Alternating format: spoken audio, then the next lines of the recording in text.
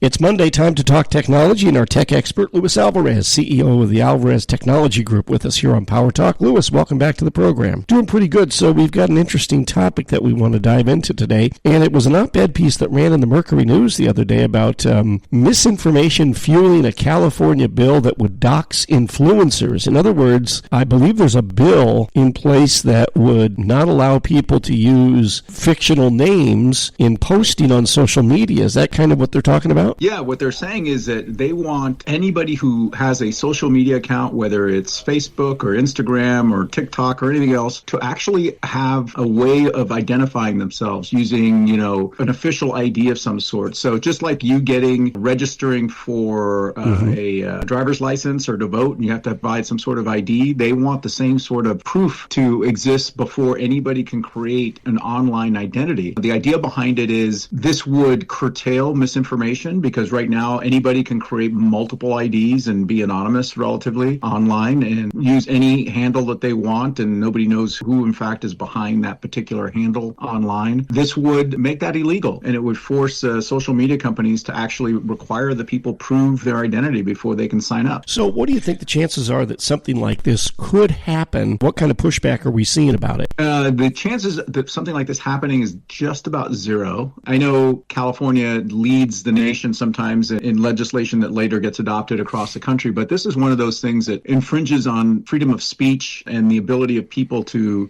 do what historically has been done in this country, which is be able to speak out without necessarily identifying themselves because they fear retribution or other fallout. So I suspect that this may get passed, but it won't go anywhere because it'll be bogged down by the courts. But even so, even as liberal as California is, I doubt that it'll get through the legislature, quite frankly. Right. This is State Senator Steve Padilla's SB 1228, which would, as you say, force social media platforms to seek verification of names, telephone numbers, and email addresses of quote-unquote influential users. And the bill requires platforms to request government-issued IDs of these highly influential users. This is definitely going to go right to the Supreme Court, and it's a First Amendment issue. All right. That's Luis Alvarez, CEO of the Alvarez Technology Group, joining us today. Online, it's alvareztg.com. At AlvarezTG is the Twitter handle. And Luis, the toll-free number for the I-Team. Give us a call at 866-78-I-Team. That's 866-784-8326.